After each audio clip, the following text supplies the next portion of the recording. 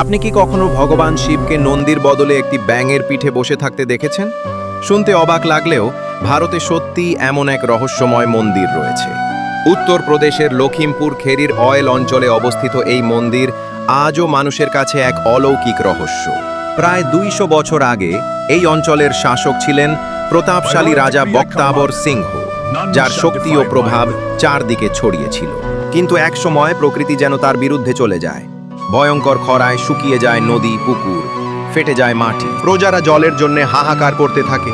শিশুর কান্না আর মানুষের আর্তনাদে ভরে ওঠে রাজ্য। অন্যদিকে রাজপ্রাসাদের ভেতরেও নেমে আসে গভীর নীরবতা, কারণ রাজার কোনো সন্তান ছিল না। একদিকে রাজ্যের লক্ষ্য, অন্যদিকে নিজের জীবনের শূন্যতা।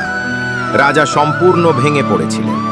ঠিক তখনই এক রহস্যময় তান্ত্রিকের আগমন ঘটে রাজ্যে, যার চোখে ছিল অদ্ভুত এক শক্তির ঝলক। তিনি রাজাকে বললেন, রাজন, এটি সাধারণ খরা নয়, এটি প্রকৃতির গভীর এক শক্তির সংকেত।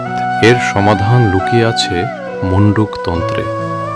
ব্যাঙই সেই প্রাণী যে বৃষ্টি ঘটাতে পারে। তান্ত্রিকের নির্দেশে রাজা সিদ্ধান্ত নিলেন একটি বিশাল ব্যাঙের ওপর শিব মন্দির নির্মাণ করা হবে। মাটি থেকে প্রায় ১০০ ফুট উঁচু সেই ব্যাঙের আকৃতির ওপর দাঁড়িয়ে তৈরি হলো এক অনন্য মন্দির। এই মন্দিরে সিমেন্ট নয়, উর্দ ডাল আর গুড় দিয়ে পাথর জোড়া হয়েছিল। প্রাণ প্রতিষ্ঠার জন্য রাজা নিজেই নর্মদা নদী থেকে পবিত্র শিবলিঙ্গ নিয়ে এলেন। আর যেই পূজা শুরু হলো, ঠিক তখনই আকাশে জমল কালো মেঘ, বিদ্যুৎ চমকালো, আর শুরু হলো প্রবল বৃষ্টি। যে রাজ্য এতদিন শুকিয়ে গিয়েছিল, সেখানে ফিরে এলো প্রাণ, ফিরে এলো আশা। কিছুদিনের মধ্যেই রাজা পেলেন পুত্র সন্তানের আশীর্বাদ। আজও এই ব্যাঙ মন্দিরে মানুষ বিশ্বাস নিয়ে আসে আর মনে করে এখানে করা প্রার্থনা কখনোই বিফলে যায় না। আজও এই ব্যাঙ মন্দিরে হাজার মানুষ আসে আর বিশ্বাস করে এখানে করা প্রার্থনা কখনোই বিফলে যায় না। আপনি কি এই অলৌকিক ঘটনার উপর বিশ্বাস করেন?